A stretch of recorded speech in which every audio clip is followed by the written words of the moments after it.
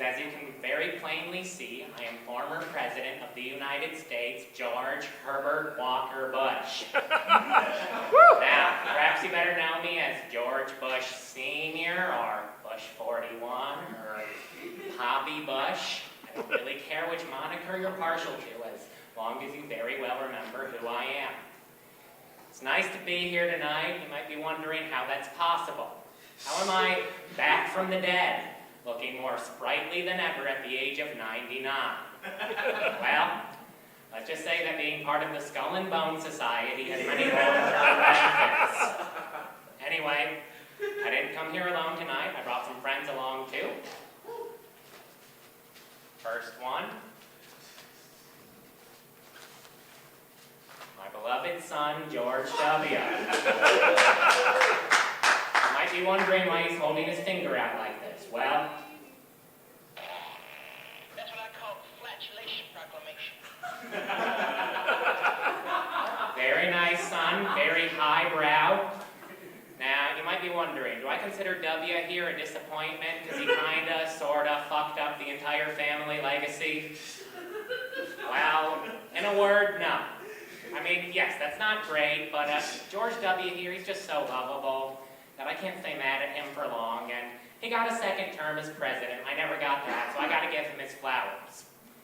Now, as for his brother Jeb, on the other hand, that's a kettle of fish. You see, I always wanted Jeb to succeed me in the presidency, and he sure dragged his feet in even bothering to make a run. By the time he did get around to it, he just got bullied out of politics and public life by the stupidest man in the world. Don't get me wrong, I love Jeb very, very much, but he is a disappointment and a failure, just like so many of you. I also brought along my former favorite minion, Ronald Reagan. Now, you might be wondering, why do I own a voodoo doll of a man I served as vice president under for 8 years? A couple of reasons. To start with, it was actually me who coined the term voodoo economics to describe Reaganomics. Kinda ironic, isn't it? This also goes to show that this senile little bat was not actually in charge of his own administration. No. He was reading one-liners off a script for 8 years and shitting in his diapers while people like George Bush were actually running the show. Believe me, you don't know what the term trickle-down means until you change one of Ronald Reagan's diapers. Believe me. Do you think this senile old bat could have done Iran-Contra or all that cocaine trafficking or declare a war on drugs we were responsible for trafficking in the first place on his own? No! Whoops, did I say all that out loud? Just forget about that. Anyway, I also used to run the CIA. I don't know how many of you knew that. I need to make one thing perfectly clear. My time as CIA director was my only direct involvement in the organization. Otherwise, I had nothing to do with it. Yes, I acknowledge that my old company, Zapata Offshore, had a way of being where the CIA always was during the 50s and 60s. That is pure happenstance. Don't look into it further. And I do acknowledge the fact that I was in Dallas, Texas on November 22nd, 1963, the day JFK was murdered. But again, sheer coincidence. Don't inquire into it further. You're going to find nothing. Okay? Okay. Now, those of you who were alive during my presidency might recall that the press would always refer to me as a wimp.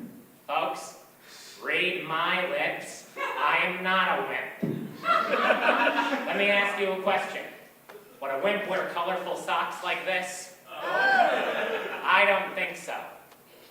Just to show you how much of a non-wimp I am and to demonstrate the moral fortitude of the Central Intelligence Agency, I'm going to sing you a little ditty I wrote, and then I'll get off the stage.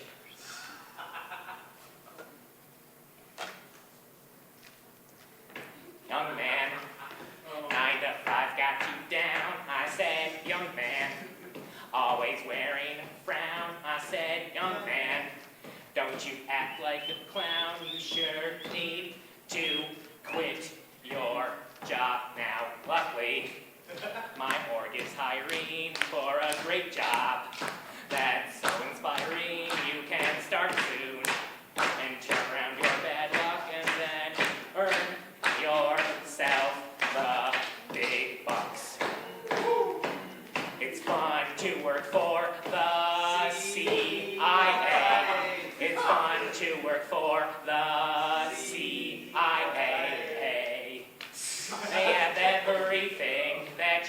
to enjoy. You can play with all the spy toys. It's fun to work for the CIA. It's fun to work for the CIA. You can tour black sites. You can read secret files. Each day there's a good reason to smile. Thank you very much. Before I get off the stage, I just want to remind you that broccoli is a demon vegetable. Don't eat it. And my name is Mark Meyer, who is me the entire time, if you can believe it. And thank you. What? God bless America.